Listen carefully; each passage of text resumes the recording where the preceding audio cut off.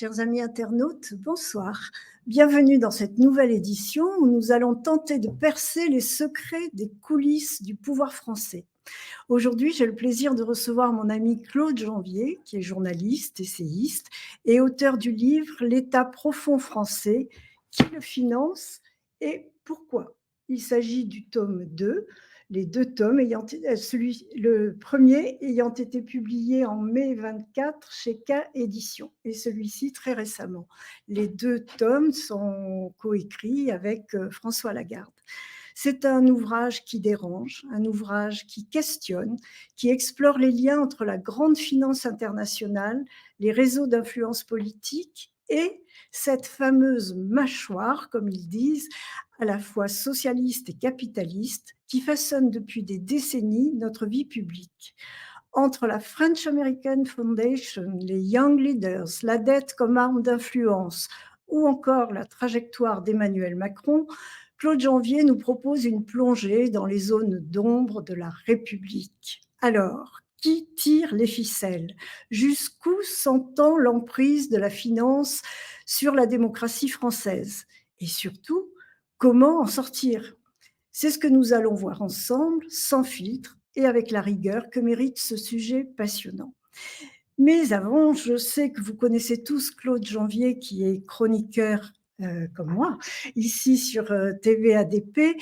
Et Claude Janvier, que je remercie vraiment particulièrement ce soir d'être avec nous. Et il va vous expliquer pourquoi il est moins présent sur les ondes en ce moment. Bonsoir Claude.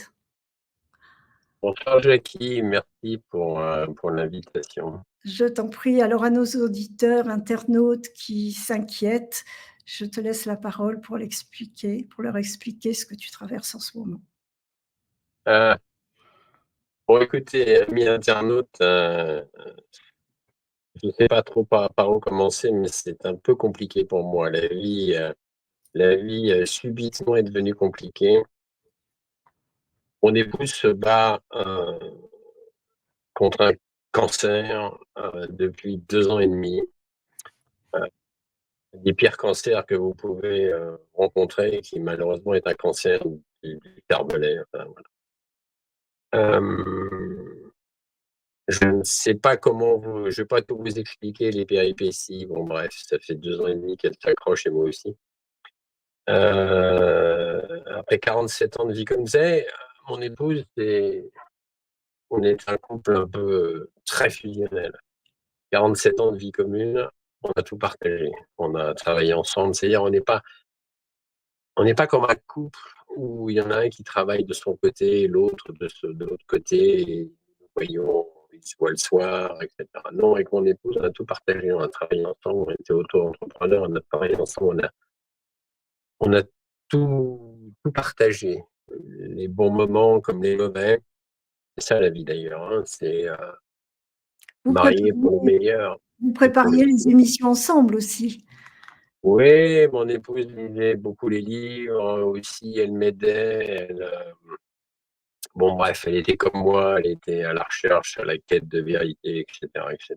Bon, ça fait 2 ans et demi que ça lui est tombé dessus, et moi aussi d'ailleurs, puisque j'ai j'ai tout fait. Je pense que j'ai tout fait pour l'aider, j'ai tout fait j'ai remué le ciel et terre, on a tout tenté, les médicaments, comme le chimique, comme le naturel, faut pas croire. Malheureusement, malheureusement, il y a eu des périodes d'embellie où heureusement qu'on en a profité d'ailleurs, parce que sinon je le regretterais. Et des périodes, malheureusement, de rechute. Et là, malheureusement, elle est en phase terminale. Ouais. Je ne sais pas comment vous expliquer ça, les amis. Je le ressens comme un grand vide, bien sûr, parce que, vous savez, après 47 ans, quand vous avez l'habitude d'échanger avec quelqu'un, oh, bien sûr, hein, la vie de couple comme ça, c'est pas juste un long fleuve tranquille. Hein. Il y a eu des moments où on s'est crêpé de chignon, évidemment. Hein. C'est pas un monde de bisounours, mais on s'est toujours resté fidèle. Hein. Vraiment, vraiment, vraiment. On s'est jamais trahi ni elle ni moi. Donc, c'est vrai que là, j'ai un grand vide un peu insondable. Hein. Évidemment, j'oscille entre des moments de calme relatif et puis des moments de tristesse insondable. Voilà, j'accuse le coup. Bon, voilà, j'ai mis un peu mes émissions en pilleuse sur TVADP parce que là, je me sentais pas. Alors, autant j'assure un peu quelques interviews comme ça me permet de maintenir la tête hors de l'eau parce que sinon, ça serait très, très compliqué pour moi. C'est-à-dire, voilà, je l'ai jamais affiché. Vous savez, je l'ai jamais affiché parce que je n'aime pas afficher ce que je ressens. Après tout, j'ai pas affiché ce que je ressens sur vous, amis internautes. Je suis un peu comme ça, moi. J'intériorise beaucoup et je fais paraître toujours un petit peu que ça va bien, même quand on me demande si ça va bien, même si ça va pas, je dis que ça va bien. Alors là, ce soir, non, je peux plus trop me cacher derrière le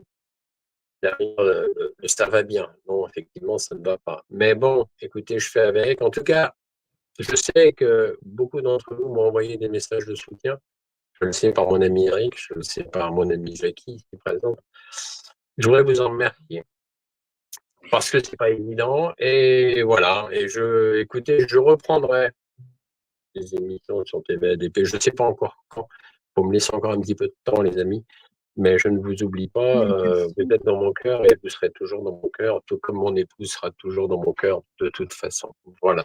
Merci Jackie, Claude d'avoir pris merci. la parole et le temps et le courage de nous mettre au courant de la situation. Et vraiment, je ne me trompe pas, j'en suis sûre, en me faisant la porteuse de voix de tous nos amis internautes pour t'assurer de tout notre amour, notre C'est affection, gentil. notre soutien dans cette épreuve vraiment, vraiment particulièrement douloureuse.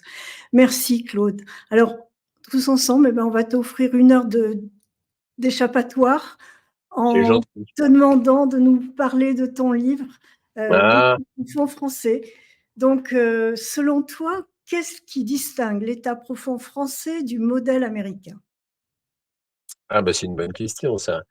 Bah, déjà, il faut savoir ce que c'est qu'un état profond, en fait. En réalité, un état profond est présent dans chaque pays du monde, hein, puisque, en fait, à partir du moment où il y a une haute sphère de, des hauts fonctionnaires publics, une autre sphère du public et une autre sphère du privé, eh bien, il y a donc un état profond. C'est ça, l'état profond. C'est ce qui est invisible. C'est ce que vous ne voyez pas. En fait, ce qu'on voit, c'est le président, les ministres, etc. Eux, ils sont sous les feux de la rampe, c'est eux qui se prennent les tirs quand il y a des tirs, et c'est eux qui se prennent des articles, évidemment, qui les encensent, un peu trop souvent d'ailleurs à mon goût, mais bon, on va peut-être en reparler. Mais en tout cas, voilà, la partie visible, on la connaît. La partie invisible, c'est ça, c'est l'état profond, c'est la haute sphère du public et la haute sphère du privé. Alors, le- comme il y en a un état profond dans chaque pays, évidemment, les USA ont un état profond, le deep state en anglais. Évidemment, l'état profond américain est quand même plus important. C'est normal. Les USA, c'est 370 millions d'habitants. Nous, c'est 68 millions. Donc, évidemment, il y Pas a un la même peu plus échelle. de, il y a un peu plus de matière aux États-Unis. Mais en réalité, ça fonctionne sur le même modèle. Alors, là où est le problème, c'est pas qu'un état profond est réellement un problème. En réalité, ça ne serait pas un problème si un État profond œuvrait pour le bien-être du peuple, pour le bien public.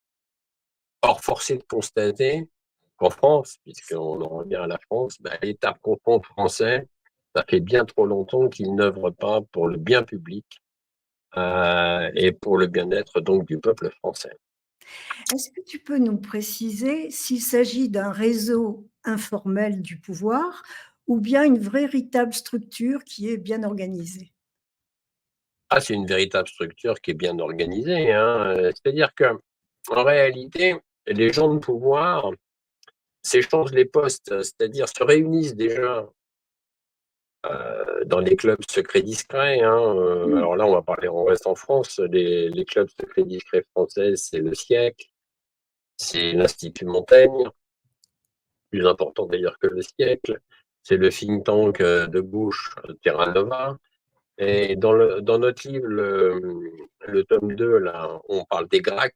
Les Oui, GRAC, c'est les ça j'ai fameux découvert, ce groupe-là que je ne connaissais pas du tout, les GRAC. fondé en 2007. C'est un think tank gaucho, gaucho bobo, avec effectivement des gens assez prestigieux, mais pas trop connus du grand public, qui ont été membres des GRAC. C'est par exemple Mathieu Pigasse, homme d'affaires, banquier très influent, a participé beaucoup à l'ascension d'Emmanuel Macron. Jouillet aussi, Pierre Jean-Pierre Jouillet, Jouyet, oui. Jean-Pierre Jouillet, ouais, je ne me rappelais plus son prénom tout à coup, qui a été secrétaire d'État à l'Élysée. Voilà, tout ce petit monde, en fait, voilà, ce qu'il faut comprendre avec les réseaux, c'est que tout ce petit monde, en fait, s'échange lors de dîners annuels ou bisannuels, s'échange un peu les stratégies concernant la bonne marche de l'État et Oui, les stratégies pour conserver leur poste, jouir évidemment de tous les avantages. Et en gros, je vais être un peu trivial, s'en mettre plein les poches, quoi. S'en mettre plein oui, les poches totalement. et finir par ressembler comme Larcher, par exemple. À force de trop manger au restaurant du Sénat, il en devient polémique et à mon avis, surcharge pondérale un peu trop prononcée le coco. Mais bon, passons. Qui donne la feuille de route de ces réunions? C'est une excellente question. Ben, ceux qui donnent la feuille de route, c'est les financiers. Les financiers qui ont déjà porté quand même Emmanuel Macron au pouvoir. Ce qu'il faut comprendre, c'est qu'Emmanuel Macron n'a pas été choisi au hasard. Il n'a pas eu d'erreur de casting. Il a été choisi par des financiers. Et les réseaux, bien entendu. Les réseaux, je viens d'en parler. Les financiers, eh ben, c'est simple. Il y en a deux. Il y a Rothschild Co. Parce qu'il y a plusieurs branches chez les Rothschild. Alors là, la partie des Rothschild qui a financé l'ascension d'Emmanuel Macron, c'est Rothschild et compagnie. Oui, Et l'autre financier, la famille financière multimilliardaire américaine, c'est la famille Kravis, Henry Kravis. oui, Ces deux, développé voilà, bien dans le livre. ces deux énormes financiers ont propulsé Emmanuel Macron au pouvoir. Alors, et pourquoi ils l'ont fait? Ils l'ont fait parce qu'il fallait finir d'enfoncer dans le cercueil France les derniers clous, et c'est Emmanuel Macron qui est en train de les enfoncer. C'est-à-dire quand on voit le pillage a été vraiment fait à fond, à fond, à fond, au profit, bien évidemment, des USA, des anglo-saxons et des financiers que je viens d'évoquer. Et quel, C'est ça qu'il faut comprendre. ouais. Est-ce que et quel rôle, si c'est oui, tu attribues aux familles Rothschild ou Arnault dans cette, emprise économique? De toute façon, la France, voilà, il faut faire un petit retour en arrière. C'est-à-dire que, petit retour en arrière, les Américains, les Anglo-Saxons, je devrais dire, parce qu'il y a toujours les Anglais derrière, ont mis le pied en Europe en 1917. En 1917, ils ne sont pas venus là pour nous aider à gagner la guerre, hein, contrairement, parce que ça, c'est ce qu'on nous enseigne dans l'histoire. Ah, grâce à eux, on a vaincu. En fait, c'est totalement faux. En 1917, les armées françaises anglaises, alors alliées à l'époque contre l'Allemagne, étaient exsangues, que ce soit du côté allemand ou du côté allié, totalement exsangues, et la guerre allait se terminer de toute façon avec un léger avantage pour la France. Donc de toute façon, ça allait se terminer. Mais évidemment, les Ricains sont arrivés en 1917, quand tout était quasiment plié. Ah, vous, on est arrivé, on vous a aidé, on vous a aidé à gagner la guerre. Ça, c'est totalement faux. En réalité, ils sont arrivés en 1917 pour mettre le pied en Europe et pour commencer à Mmh. envoyer leurs tentacules un peu de partout en Europe, pas qu'en France d'ailleurs, pour mieux contrôler l'Europe et mieux continuer à la piller. Après, on arrive à la Seconde Guerre mondiale, 1940, débâcle française, comme on le sait, et anglaise d'ailleurs. Maréchal Pétain prend les rênes du gouvernement à Vichy et Washington contacte secrètement Pétain pour lui exposer le plan suivant. C'est-à-dire, ils savaient, les Américains, que tôt ou tard, il y aurait la fin de la guerre et que l'Allemagne allait perdre la guerre. Mais ils ne savaient pas évidemment quand. Alors, en fait, le projet, c'était à la fin de la guerre d'établir un protectorat, c'est-à-dire que la France devienne une colonie, un protectorat américain. Donc pour ça, ils ont préparé ce qu'ils ont appelé l'opération AMGOT, AMGOT, c'est un acronyme, hein, Alliance Military Red, etc., etc. Et ils ont préparé donc l'arrivée en France à la fin de la guerre. Et c'est ce qu'ils ont fait. C'est-à-dire les Américains, à la fin de la guerre, sont arrivés avec des valises de fausses monnaies, c'est-à-dire une espèce de franc dollar, AMGOT donc, Mmh. nom de l'acronyme, et ils sont arrivés, voilà, la France, colonie, protectorat. En plus, il y avait plein de bases américaines en France, il faut le savoir quand même à l'époque. Et puis le général de Gaulle, quand il est arrivé, il a dit, bon, vous êtes gentils, les Américains, mais non. Et il a bouté donc les Américains de France qui avaient tout été au bout donc, des anglo-saxons, et en 1966, il sortit même la France du commandement intégré de chose que d'ailleurs Nicolas Sarkozy nous y a remis avec brio quand il est arrivé au pouvoir. C'était une trahison de plus pour Nicolas Sarkozy, qui d'ailleurs est sorti au bout de 20 jours de tôle d'un éprouvant, mon Dieu, ça a été beau. Il avait tout le luxe que pouvait lui conférer le quartier, il attendait, mais il n'avait pas de lunettes, mais il était bien, il dit bien. Ça, c'était la plus belle jour. Oui. On passe. Mais non, quel cirque, ça aussi. Le mec, il va en prison, il est libéré au bout de 20 jours, mais quel cirque. C'est vraiment du demander à de l'ignoble. Mais bon, je passe pour la page de Sarko, parce que c'est très intéressant. En fait.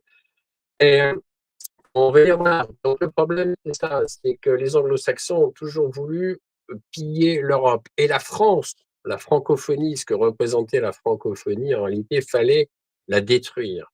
Pourquoi? Parce qu'il n'y avait pas de place sur le monde pour deux entités. Soit c'était les anglo-saxons, donc dominance de langue anglaise, bien sûr, soit c'était la France et dominance avec la francophonie, puisque quand même, Oui. beaucoup de pays au monde parlent français. Donc, à un moment donné, c'était pas possible. C'était soit l'un, soit l'autre, et les anglo-saxons ont gagné. Ils ont détruit la France, et Emmanuel Macron, comme je le disais tout à l'heure, a fait office de fossoyeur.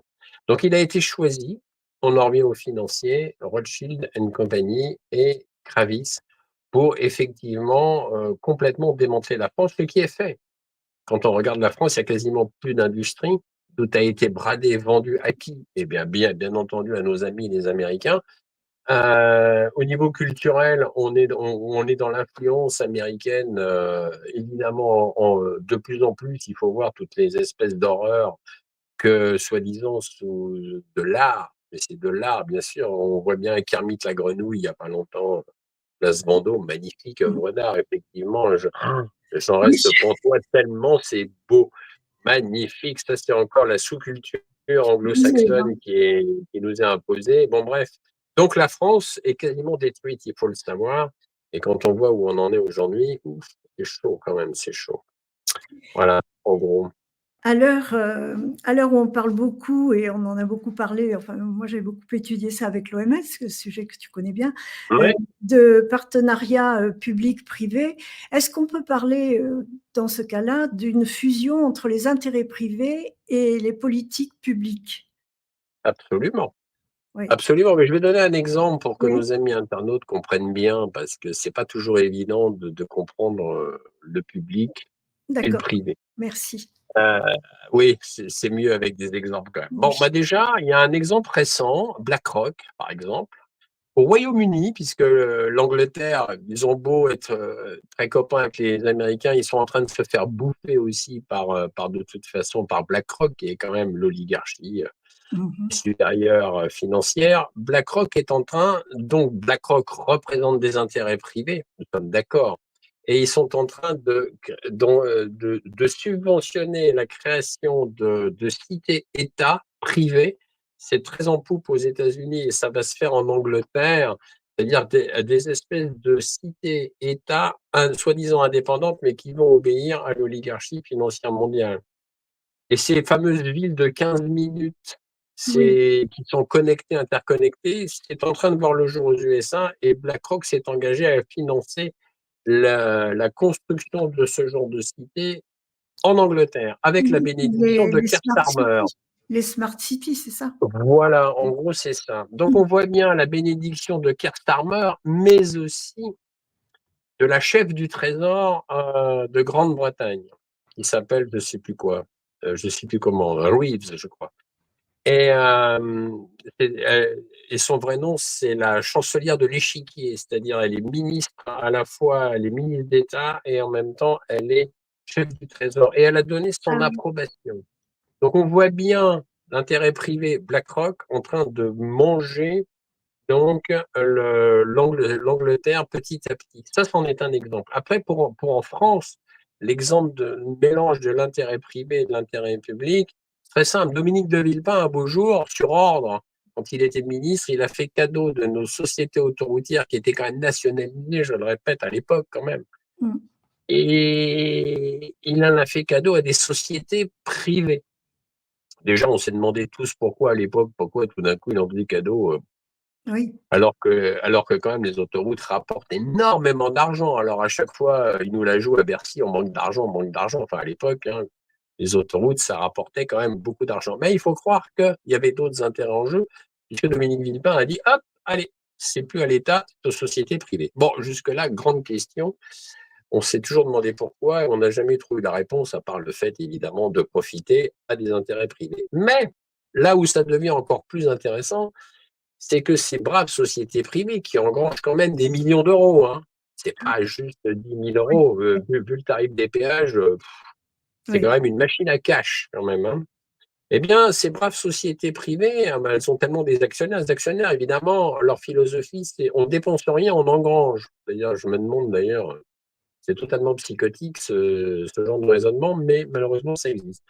Et, et par trois fois, ces sociétés privées, pour financer leurs travaux, parce que les pauvres petites ne pouvaient pas financer leurs travaux, par trois fois, elles ont demandé des plans de relance. Les plans de relance, c'est l'État français qui les a acceptés. Le dernier en date de plan de relance, il n'est pas si vieux que ça. Il date de l'époque où Madame Elisabeth Borne était Premier ministre. C'est pas si vieux.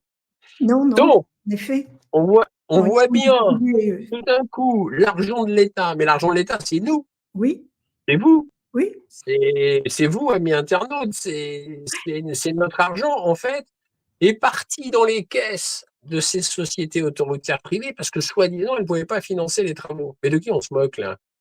Ça, voilà, ça, c'est de l'ingérence entre le public et le privé. Ça, c'est des manœuvres insidieuses et pourries de l'État profond. Ça, c'est ça tout le problème. Tiens, j'ai ma chatte derrière oui, oui, qui oui. veut les inviter. Un petit Voilà, peu. bien maintenant, je vous présente Bibiche, une chatte que nous avons recueillie il y a peu et qui se plaît beaucoup à la maison. Voilà, et vous avez Bibiche derrière. Bon, bref, je referme la page Bibiche. Et donc voilà, c'est ça qui est fou, quoi. Et moi, avec mon épouse, on a toujours été auto-entrepreneurs toute notre vie, quasiment. Oui, Mais il y a un moment donné, on n'avait pas eu assez d'argent, on s'est dit, oh, je me serais même pas, j'aurais pas eu l'idée saugrenue d'aller frapper à la porte du préfet de ma région pour lui dire coucou, bonjour. Écoutez, je peux plus financer. Vous pourriez pas me faire un petit prêt là, un petit oui. plan de relance?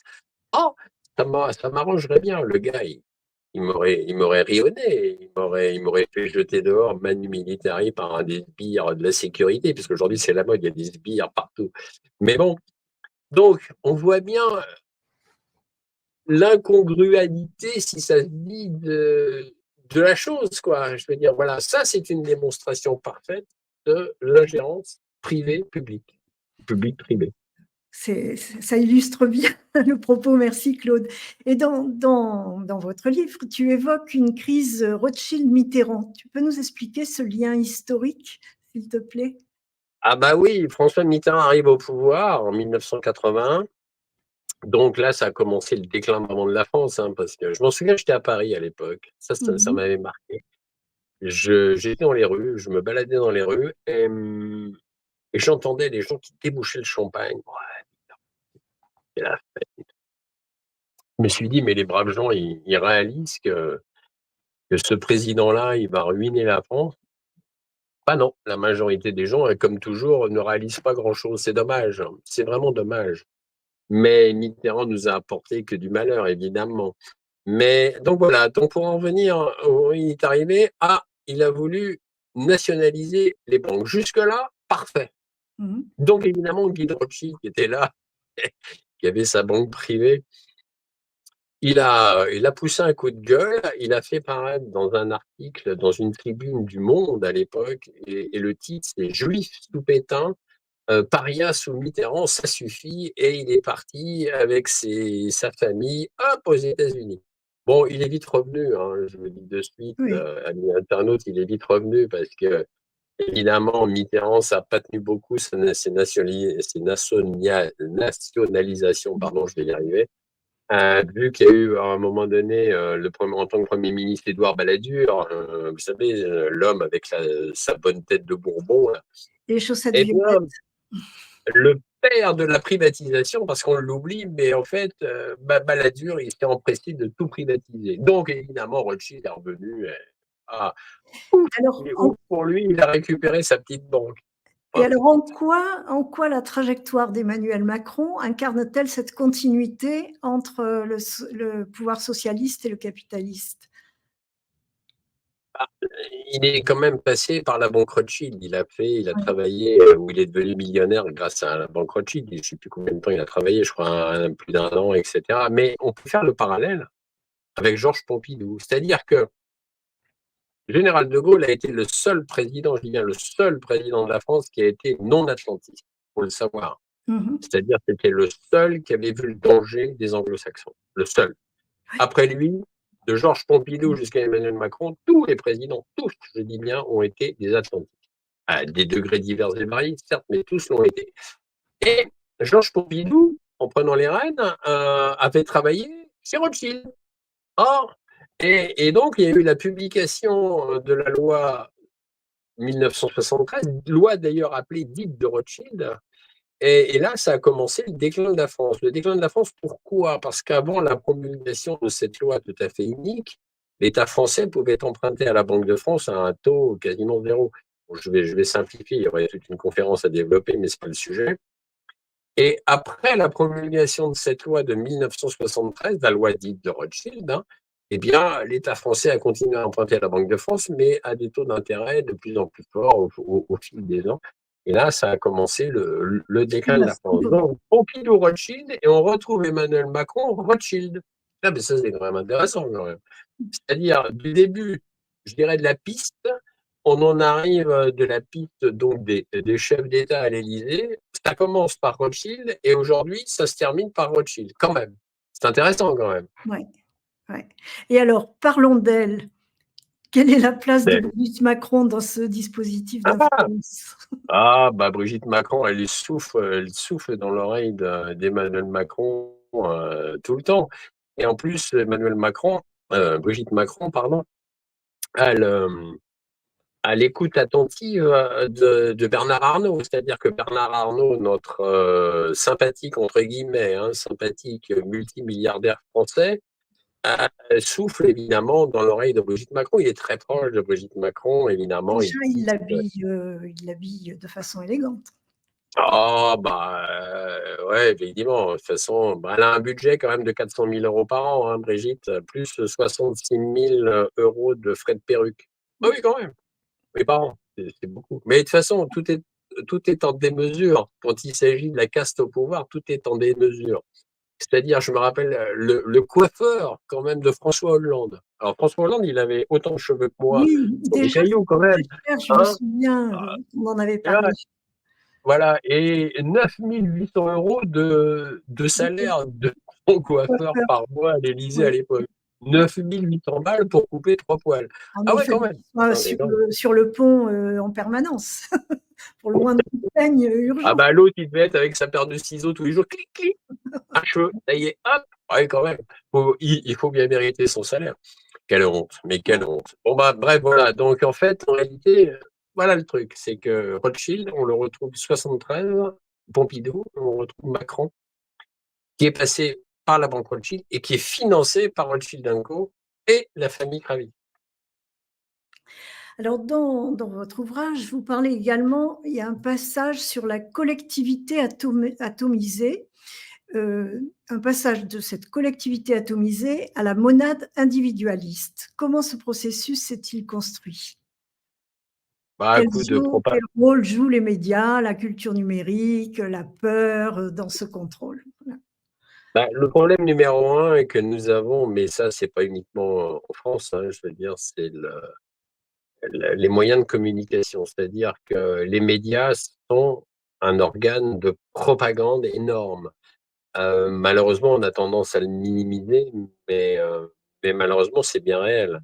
C'est vraiment bien réel. C'est-à-dire que s'il n'y avait pas ce bulldozer médiatique, de la propagande médiatique, bah, les gens seraient plus et mieux informés. Le problème, j'en avais discuté d'ailleurs avec mon ami Mike Borowski il y a quelques temps de cela, problème on échangeait, mais je parle de ça déjà il y a plus d'1 an, hein. On s'était rencontrés, on avait bu un petit café ensemble à Paris, et il me disait, voilà, le problème, c'est qu'il y a 20 millions de Français qui sont scotchés.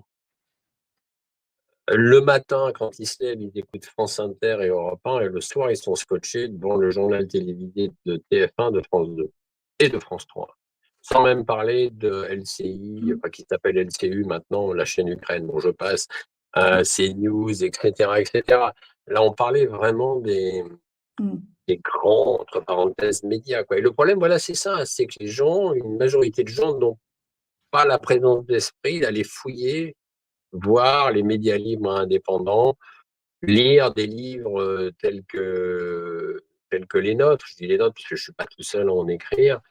Et voilà, et le problème, il est là. Et c'est si vrai, si tu permets, Jackie, j'ai un petit exemple à donner très court. Ça devait être en 2023, ouais, c'est ça, on devait être 8 jours avant Noël. Je me trouve dans le métro à Paris, je suis invité quelque part, peu importe. Évidemment, serré comme des anchois, comme souvent dans le métro à Paris. Et là, j'ai un peu le nez dans mon téléphone pour voir un peu mes rendez-vous, et cetera. Et il y avait 2 dames à côté de moi qui discutaient. Et comme j'avais mon oreille, évidemment, juste à côté, alors c'était 2 dames, cinquantaine d'années, socialement bien intégrées, enfin, je veux dire, pas de souci particulier. Et puis elles échangeaient elles avaient écouté quelque chose sur France Inter le matin qui les avait un peu choquées, et ça traitait un peu de la crise sanitaire, et cetera. Bon, moi j'avais l'oreille là. À un moment donné, je leur dis: «Écoutez mesdames, pardonnez-moi de m'immiscer dans votre conversation, mais, est-ce que vous vous informez comment?» Elle me regarde, un peu l'air étonné, elle me dit: «Bah monsieur, écoutez, nous, le matin, c'est la radio, c'est France Inter, Europe 1, enfin peu importe, et le soir, c'est TF1 ou France 2». Bon d'accord, je dis: «Très bien, OK». Et je lui dis: Je leur dis: Est-ce que vous êtes au courant qu'il y a des médias libres, indépendants qui existent?» Et là, elle commence à me regarder avec des yeux ronds comme des soucoupes. Elle me dit: «Mais de quoi parlez-vous?»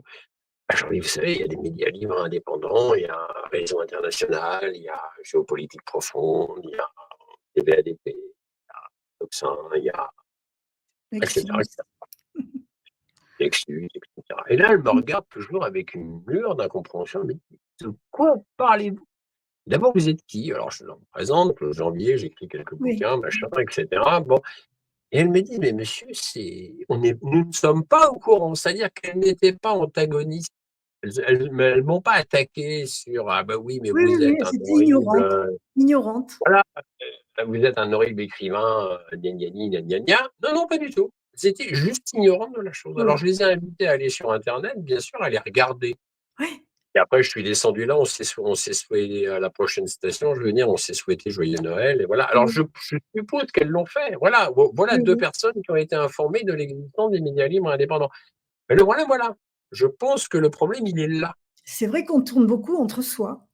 Bah, c'est malheureux, hein, Ouais. c'est malheureux, mais force est de constater, alors évidemment, quand même, bon, les médias libres indépendants prennent de plus en plus Mmh. de l'importance, et c'est tant mieux. Il y a de plus en plus de gens qui se sont concernés, et c'est tant mieux aussi.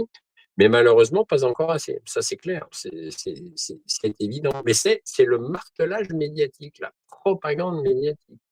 Mais Et c'est oui, très mais fort, la vous propagande le médiatique, hein. vous le citez très clairement, dans votre ouvrage puisque, vous dites, vous demandez, vous posez la question: «Quels sont les 6 milliardaires qui contrôlent les médias français?»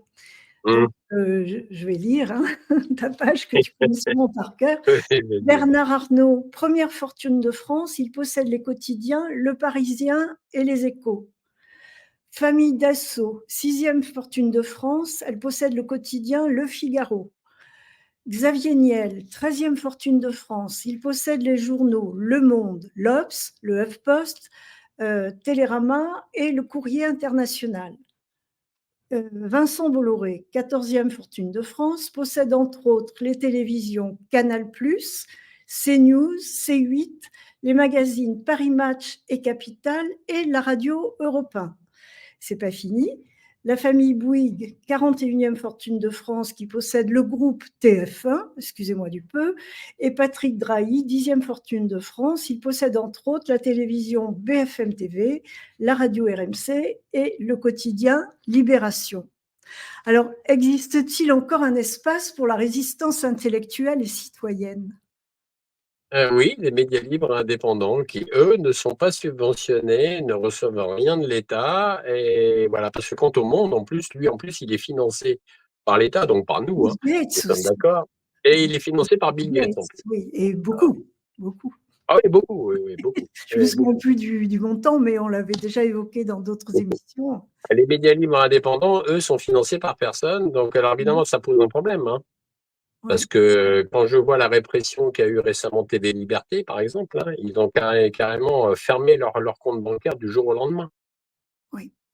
sous des prétextes fallacieux. Et quand on ferme les comptes bancaires d'une société, c'est compliqué.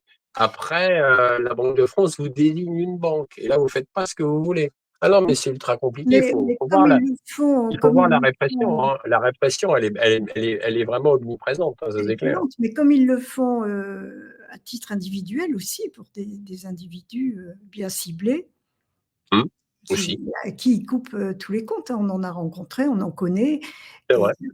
et c'est difficile de faire surface après ça, hein. Sans compte en Mmh mh. banque, Ah, c'est compliqué. on est complètement C'est compliqué. invisibilisé. Ouais, Ouais, oui, c'est compliqué. Donc ouais. voilà, le problème, il est là. De toute façon, c'est qu'une question de propagande. C'est que les gens, malheureusement, alors par paresse ou par manque de temps, ne veulent pas correctement s'informer et malheureusement, une majorité de gens ont des opinions. Pratique d'avoir des opinions. Le problème, c'est qu'il ne faut pas se baser sur des opinions, il faut se baser sur des faits. Et le problème, c'est beaucoup de gens ne se basent pas sur des faits, ils se basent sur des opinions. Je parle pas de nos amis internautes qui sont en train de nous écouter là, hein. Évidemment, s'ils sont Mais là, c'est bien ils sont sûr, là, c'est qu'ils sont c'est qu'ils réfléchissent. un peu informés quand même. Mais oui, mais c'est aussi d'abord, c'est ce que veulent, les médias effectivement, mais c'est aussi la formation qu'ont nos étudiants dans les universités. On leur apprend pas à réfléchir, on leur injecte des savoirs bien dirigés puisque, bah, c'est dans votre livre que j'ai lu que depuis dès l'âge de 8 mois, il y a des publicités, heu, bien ciblées pour commencer à conditionner les enfants. Oui, absolument, Ouais, absolument. Mais de toute façon, c'est vous qui c'est l'avez. contrôlé. Les GAFAM et la Oui, pub sont contrôlés par l'oligarchie financière mondiale du dessus, hein. ouais, Ça, nous sommes bien d'accord, hein. Donc, toute façon, tout est contrôlé. Le problème, c'est ça. C'est qu'on a un bulldozer en face de propagande et tout se gagne à coup de propagande. Mais c'est pas nouveau.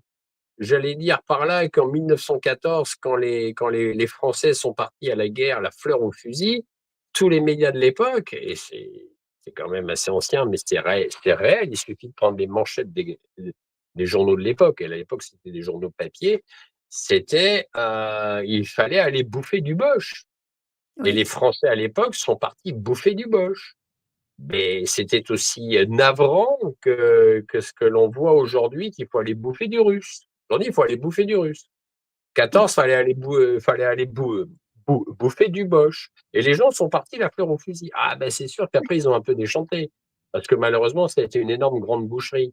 oui, Mais le truc, c'est que la Troisième Guerre mondiale, nos grands dirigeants, entre guillemets grands, hein, on est bien d'accord, Emmanuel Macron, Keir Starmer, le nouveau chancelier allemand qui est pire que l'ancien, déjà, j'aimais pas Olaf Scholz, mais alors Friedrich Merz, encore moins. Ah, alors lui et Ursula von der Leyen, c'est le quatuor satanique, et c'est des mots qui n'engagent que moi. C'est le quatuor satanique. Ils veulent vraiment nous emmener à la Troisième Guerre mondiale. Et malheureusement, à force comment dire, de propagande, de lobotomisation, j'allais dire, de lavage de cerveau, il mmh, y en a qui vont y aller. Et un jour, il y a la Troisième Guerre mondiale, il y en a qui sont persuadés, je le vois sur les réseaux sociaux, que les Russes, c'est l'ennemi, que les Russes ouais, veulent envahir l'Europe. Mais ils en ont rien à foutre, les Russes, d'envahir l'Europe. Mais ils en ont rien à cirer. Moi, je suis allé non, en Russie, je pense que tu le sais, Jackie, je suis allé en Russie il n'y a pas si oui, longtemps. oui, J'ai je suis participé à un press tour, j'avais réussi à m'échapper en confiant mon épouse à une amie qu'elle prenne bien soin d'elle, parce que sinon je ne serais pas parti. oui, Et en fait, je suis allé 9 jours à Moscou et j'ai 3 jours immergé dans le Donbass. Mais ce qui m'a fait le plus rigoler, c'est quand ce Bruno Le Maire nous disait: «Ah, l'économie russe est à ah genoux», oui, vous mais vouliez quel la mettre à clampin! Non, bah, quel bouffon alors! Mais non, mais c'est pas possible. Moscou, 19 millions d'habitants, des voitures de partout et des voitures modernes, hein, pas les vieilles Trabant, hein. Voiture moderne, tout est numérisé là-bas, à tort ou à raison, hein, peu importe. Je veux dire, il y a de la nourriture de partout. Enfin, je veux dire, mais qu'est-ce que c'est que cette rigolade? Et après, à la question, est-ce que les Russes vont envahir l'Europe? Mais ils en ont rien à faire de l'Europe. Là-bas, tout est marqué en cyrillique. Il n'y a même rien qui est traduit en anglais. D'ailleurs, c'est un peu compliqué. D'ailleurs, quand tu arrives là-bas, tu Oui, comprends rien. Ok, mais pourquoi? Parce qu'en fait, ils commercent avec toute l'Eurasie. Et toute l'Eurasie parle le russe quasiment. Ils se comprennent tous là-bas. Mais qu'est-ce qu'ils en ont à foutre de l'Europe qui est en train de sombrer dans un délire de woke et de LGBTQ+, et de culture, bon bref, qui dégringole, et d'économie qui dégringole aussi avec une inflation galopante. Mais qu'est-ce qu'ils en ont à faire?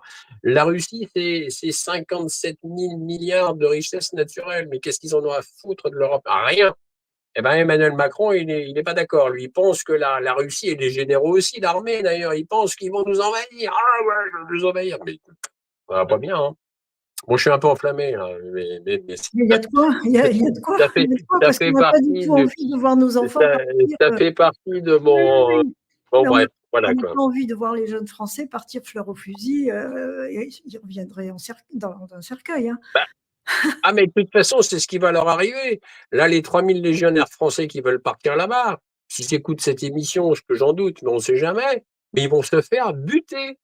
Mais ça, c'est d'une évidence absolue. On a été immergé 3 jours dans le Donbass. J'ai été immergé une après-midi entière avec un Oui, bataillon de soldats ukrainiens d'ailleurs qui se battent aux côtés des forces russes pour libérer l'Ukraine. Ça, c'est quelque chose qu'on n'entend pas non plus dans les médias propagandistes en absolument. Europe. Oui, Tiens donc, les soldats ukrainiens qui ne font pas allégeance à Zelensky, ce président félon, ni aux USA, ni à l'OTAN. oui. Mais ils vont se faire buter, hein, les 3000 légionnaires là-bas. Mais parfois, s'ils l'acceptent, hein, je ne vais même pas verser une larme, hein, mais ils le savent. Ils le savent. Un homme averti en veut deux, quand il paraît. Mmh. Alors, si tu veux bien, abordons la French American Foundation et les Young On Leaders. en revient à l'état profond français, Voilà. oui. Pourquoi tu la mentionnes comme un incubateur d'influence? Parce que avant que, comment il s'appelle, Schwab crée en 2004 le programme du Young Global Leader, ce qu'il faut savoir, c'est que bien avant a été créée la French American Foundation, auquel a participé tous nos politiciens. C'est-à-dire que tous nos politiciens, depuis très longtemps, passent par la moulinette, la propagande, la lobotomisation de l'esprit, qui est la French American Foundation, c'est-à-dire évidemment, avec son nom, avec ce nom-là, on ne peut qu'imaginer que l'enseignement et le formatage va être sur des rails bien précis. C'est Oui, exactement la même chose que pour le Young Global Leader. Et on s'aperçoit que ce sont des écoles de formatage, c'est-à-dire que les politiciens, ils sont là-dedans, ils sont formatés et ils ne poseront aucune question, puisque de toute façon, tout va bien pour eux. C'est-à-dire ils sont formatés, ils vont dans le sens que l'oligarchie financière mondiale apatride leur a donné le fil directeur, ils vont dans ce sens-là, et puis de toute façon, ils sont bien payés, ils ont beaucoup d'avantages, ils ont des voitures de fonction, il y a la soupe est bonne, mon commandant. Quoi dire de plus? Voilà. est-ce Et que c'est tu du peux formatage. nous indiquer des profils marquants, de ce réseau? Des profils marquants du De ce réseau réseau de. des Young Leaders? Je sais qu'il y a Macron qui vient de la Ah, promotion il y a en Emmanuel Macron qui est passé dedans, il y a 2012. Gabriel Attal, Voilà. il y a Gabriel Attal, j'ai même vu Marlène Schiappa. Oh, bah alors tout va bien. Si Marlène Schiappa est passée par le Young Global Leader, ils sont tous passés là-dedans. Tous, tous, tous, quasiment. C'est l'ascenseur. C'est l'ascenseur pour la politique. Ce qu'il faut comprendre, c'est que un politicien qui aujourd'hui n'est pas passé par ou la French American Foundation ou le Young Global Leader aura quasiment aucune chance d'accéder à des postes de pouvoir. Il faut le savoir, hein. Si je me souviens bien, c'est pas Henry Kissinger qui avait fondé ça? Oui, Oui, qui choisissait, oui. les élèves. Et tu Le fameux Kissinger, ouais, le fameux Henry Kissinger, qui lui-même avait déclaré que de toute façon, nous irons et nous sommes et nous irons toujours droit vers un gouvernement mondial. Il l'a dit lui aussi d'ailleurs. Absolument. Tout comme Attali l'a dit, tout comme Sarkozy l'a dit. On voit bien, Sarkozy l'a dit, hein, aussi, oui, oui, oui, je lors, me souviens de lors son d'un discours, discours. des fameux Ouais. vœux, en 2009, c'est ça? Ou Alors c'est là, des vœux je te de dirai plus la date parce que des là, je l'ai pas en tête, des mais en fameux gros, c'est ça. discours Oui, oui. de vœux de bonne année, quoi. C'est Hum, ça. Oui, c'est ça, quelque chose comme ça, Oui, ouais. Ouais, ouais. Ouais, ouais. Ah, ils sont tous là, ils sont tous branchés. oui. Ouais, c'est ça.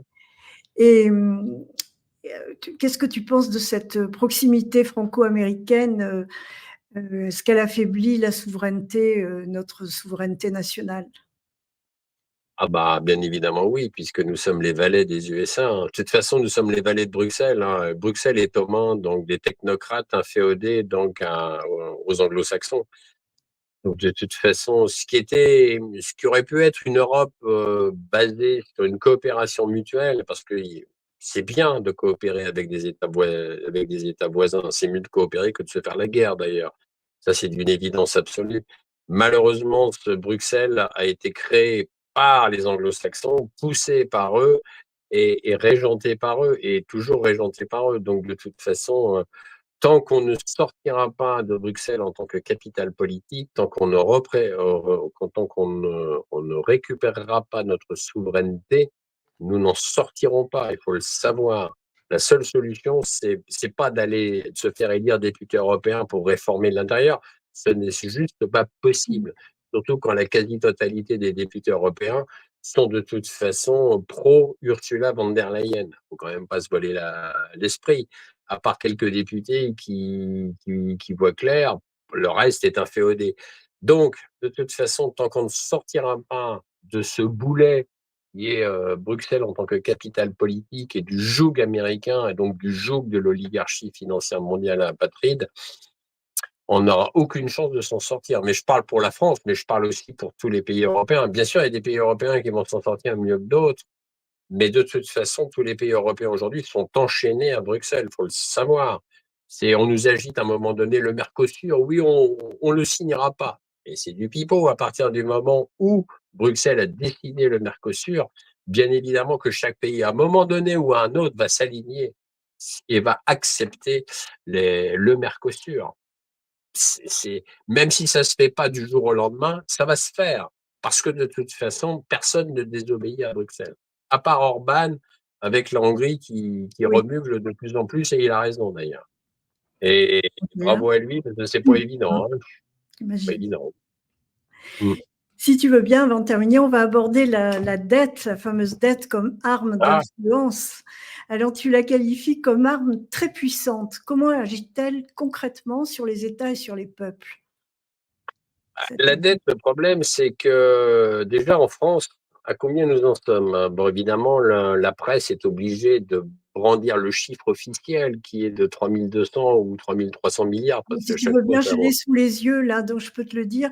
Tu as écrit fin du premier trimestre 2025, la dette publique est de 3 335,4 milliards d'euros, ce qui bravo. représente 81%. Donc 81% provient de l'État, plus Oui. l'administration centrale, ça représente à ce moment-là 83,4%. Et vous précisez dans votre ouvrage que la dette publique, qui est de 60% du PIB en l'an 2000, est passée à 100% du PIB en 2017 et 113,9 Ouais, à la moitié de l'année, là en juin 2025. c'est ça. Bravo de rappeler les chiffres, parce que c'est vrai que les chiffres, au bout Bah, d'un je les ai moment, notés parce que tu savais bien. ouais, au bout d'un moment, Oui, oui, même bah, moi, je les ai plus non, en tête vraiment. Je sais que c'était mais 3300 c'est milliards. Bon, colossal, c'est alors, colossal. non, mais c'est colossal. Mais attends, c'est pas Et tout. qui Parce détient? on l'avait démontré dans l'État profond français, le Oui, tome 1, oui, c'est que à cela, il faut ajouter, à cette somme déjà astronomique, il faut ajouter 3800 milliards qui sont des dettes de l'État, mais c'est pas inscrit dans le bilan, c'est du hors bilan bancaire. C'est intéressant. Alors, et qu'est-ce que comment c'est c'est que ces possible? 3800 milliards? C'est des engagements de l'État. Engagement de l'État en cas de défaillance des caisses, par exemple des caisses fonctionnaires, des caisses militaires, etc. S'il y a une défaillance de ces caisses, l'État doit payer. Donc, c'est un engagement. Donc, c'est une dette quelque part. Mais sauf que ce n'est pas considéré comme une dette puisque ce n'est pas classé dans le bilan. Pop, pop, pop, on l'a mis à côté. Mais enfin, en réalité, la dette réelle de la France, désolé, c'est peu ou prou 7100 milliards de dettes. Quand même. Parce qu'il faut ajouter ces 3800 milliards. Si jamais il y a un problème avec une déquée, c'est qui paye? Bah, l'État. Bah, l'État, c'est encore nous. Enfin bon, c'est toujours la même affaire, mais donc voilà. Donc à force de créer des dettes comme ça, c'est incontrôlable. Et d'ailleurs, on s'est fait déclasser il n'y a pas longtemps par l'agence de notation là. On est arrivé à peine à on en est où? À un A+. On a dégringolé. Ce qu'il faut comprendre, c'est que 2012, la France était encore 3A.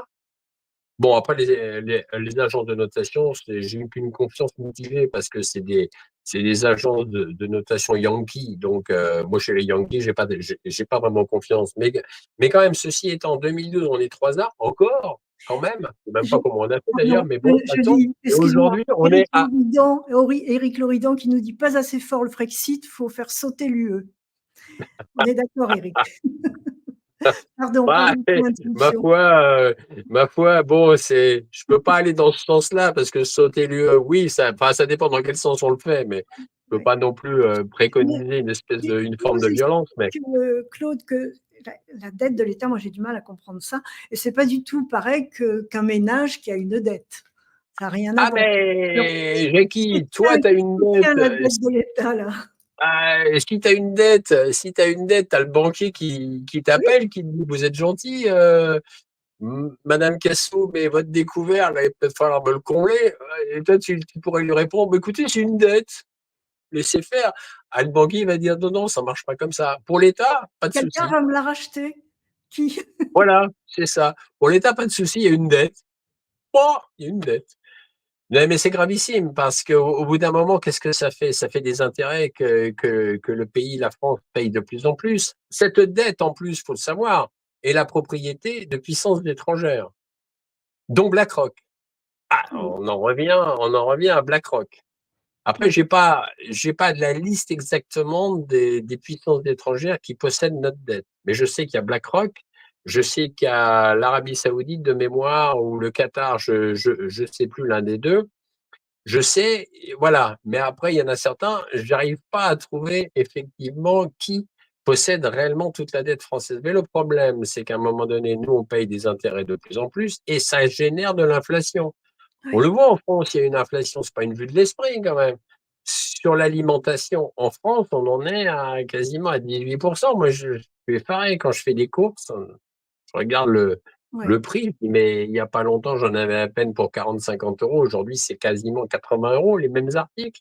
Tu te dis, ouh, il y a un malaise. Évidemment, si tu prends de la bouffe pourrie qui te nourrit pas, oh, bah, tu vas pas t'en tirer pour très cher. Mais dès que tu tapes dans la viande, du poisson, des œufs, du fromage, alors là, ça monte en flèche, hein. Donc, il y a bien une inflation. Il y a une inflation aussi. Les taxes foncières se sont enflammées dans tout le pays. Le prix de l'énergie, j'en parle même pas. Mais ça devient une histoire de fou. Donc, il y a une inflation. Donc, ça nous amène de l'inflation. Mais est-ce que... Mais ah, oui. Non, non, je t'en prie.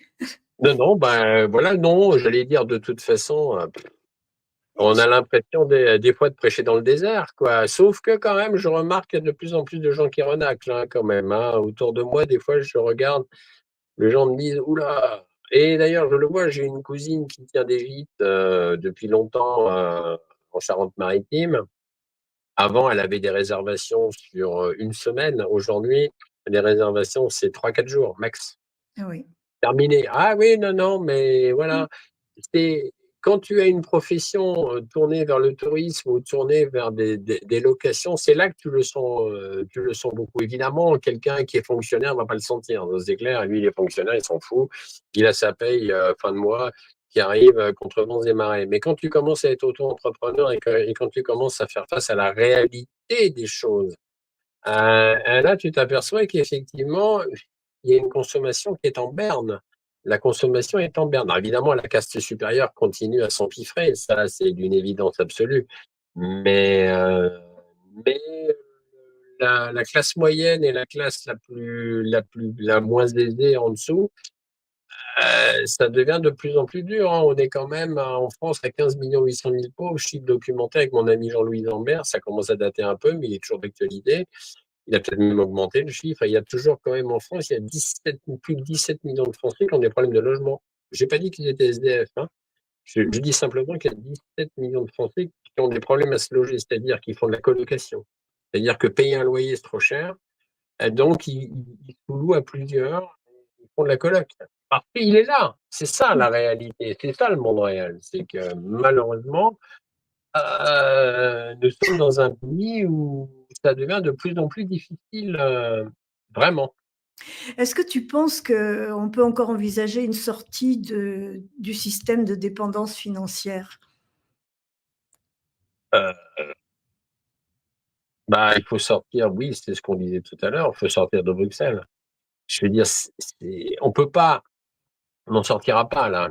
L'euro, de toute façon, est une monnaie spéculative et inflationniste. Donc, de toute façon, on n'en sortira pas si on ne sort pas de l'Europe, si on ne sort pas de Bruxelles. Je vois pas comment on va se sortir de tout cela. Alors après, bon, on peut me dire, bah, les choses vont continuer. Certes, ça peut continuer, sauf qu'à un moment donné, ça peut aussi s'écrouler parce que c'est à un moment donné, depuis 2008, la crise des subprimes, force est de constater que les choses s'enveniment. Je parle au niveau économique hein, et Oui. financier. C'est d'une réalité absolue. Donc, à un moment donné, oui, ça peut clasher à tout moment. Après, bon, on va peut-être terminer sur une note un peu optimiste parce que nos amis internautes vont dire, ouais, le Père Janvier, il est gentil, là, mais il commence à nous asséner tout un tas de mauvaises nouvelles. Bah, je suis désolé, les amis, ce sont des mauvaises nouvelles, mais la réalité fait que les bonnes nouvelles en ce moment, c'est un petit peu compliqué. Ceci dit, la bonne nouvelle, quand même, c'est que rien n'est écrit. C'est-à-dire que tout peut changer. En réalité, certes, il y a des colosses au pied d'argile comme BlackRock, Vanguard, et puis il y a des complexes militaro-industriels puissants, des complexes de laboratoires pharmaceutiques puissants, mais rien n'est écrit, tout peut changer. Ça dépend de nous, ça dépend de vous, les amis. C'est-à-dire qu'il faut convaincre des fois où en discutant avec des gens de votre entourage, leur dire, vous savez, on n'est pas obligé d'obéir à une loi liberticide, on n'est pas obligé d'obéir à un ordre liberticide. Après tout, on est en droit d'entrer en désobéissance civile non violente. Vraiment, on peut le faire. On peut le faire, et si une majorité de gens le fait, à un moment donné, ben, l'État criminel s'écroule. Parce qu'en réalité, ça ne tient pas. Quant aux colosses au pied d'argile comme BlackRock, etc., bon, je rappelle quand même qu'ils ont 5000 ordinateurs branchés en réseau. Et les ordinateurs, eh bien, ma chère Jackie, c'est pas infaillible un ordinateur. Je n'en dirai pas plus. Merci Claude. Tu réponds à ma dernière question que je ne t'ai pas posée, qui était y a-t-il des modèles alternatifs que tu juges crédibles? Voilà un bel exemple, tu as répondu. Bah voilà, hein, de toute façon, je pense qu'il faut regarder. Non, après, ce qui est inquiétant, c'est que nous avons quatre footeurs de guerre à la tête des quatre pays que j'ai parlé tout à l'heure, donc la France, l'Angleterre, l'Allemagne et l'Ursula von der Leyen. Ces gens sont vraiment des va-t-en-guerre. Et là, commence à devenir, c'est ultra dangereux parce que s'il n'y a toujours pas la paix en Ukraine, hein, c'est pas forcément de la faute de Donald Trump, hein, et certainement pas d'ailleurs, mais c'est vraiment de la faute de l'Europe. C'est vraiment la faute des pays européens qui, eux, coûte que coûte, veulent continuer cette guerre. Parce que si l'Europe arrêtait d'alimenter l'Ukraine en armes diverses et variées en milliards, parce que là encore, je crois que l'Europe vient d'accorder encore 4 milliards 8, je crois, de mémoire, encore à Volodymyr Zelensky. Donc, à un moment donné, il faut s'arrêter, quoi. Faut arrêter. Et alors qu'en fait, notre hôpital public de la santé publique en France tombe de plus en plus en déliquescence par faute de moyens. Mais on envoie des milliards d'euros pour faire la guerre et on consacre des milliards d'euros, évidemment, à faire tourner à fond la colossale machine, et pas que française d'ailleurs, qui est l'usine d'armement, etc. Donc, les complexes militaro-industriels européens, américains tournent à plein régime. Les actions montent. D'ailleurs, Thales, tout ça, Rheinmetall, le géant allemand, mais ça marche à fond. Et d'ailleurs, il y a des gens qui s'enrichissent aujourd'hui, ils achètent des actions. Alors, je ne vous conseille pas d'acheter des actions, les amis, parce que de toute façon, moi, ça serait une question d'éthique et d'intégrité. Je ne pourrais pas faire du fric en achetant du Thales ou en achetant du Rheinmetall. Mais bon, s'il y en a certains qui le font, je parle pas de vous, les amis, mais je parle d'autres gens. Il y a beaucoup de gens qui n'ont pas, évidemment, mes scrupules et je pense nos La scrupules. même Et c'est éthique. dommage. Et c'est dommage. D'ailleurs, mais voilà, ce qu'il faut comprendre, c'est que malheureusement, ça tourne à plein régime et ça fait le bonheur, malheureusement, de toute la clique qui est au pouvoir et de tout cette espèce d'état profond, ce complexe militaro-industriel aussi bien ancré dans les guerres. Voilà, voilà. Voilà, Merci Jacqueline. Claude. Merci pour cet échange dense, parfois dérangeant, mais toujours éclairant. Ton livre avec François Lagarde, L'État profond français, soulève des questions essentielles sur la nature du pouvoir, l'indépendance nationale et la responsabilité citoyenne face à la concentration des influences économiques et politiques. Au-delà des controverses, il nous rappelle que comprendre ces mécanismes, c'est déjà commencer à les désamorcer. Et comme toujours, c'est aux citoyens informés, conscients, de se réapproprier le débat. Merci à vous, chers auditeurs, pour votre écoute attentive. Procurez-vous ce livre, vous allez encore découvrir des pépites. Claude, merci infiniment d'avoir assuré cette interview. Je me ferai le porte-parole de tous et avec toute l'équipe de TVADP, on t'assure de toute notre affection, notre amitié et tu as, j'en suis sûre, le soutien de tous nos internautes, de tous nos auditeurs. Merci beaucoup, Claude. C'est gentil. Merci infiniment. Merci à toi et merci à vous tous. Et chers amis internautes, eh bien, je vous dis bonsoir et à très bientôt.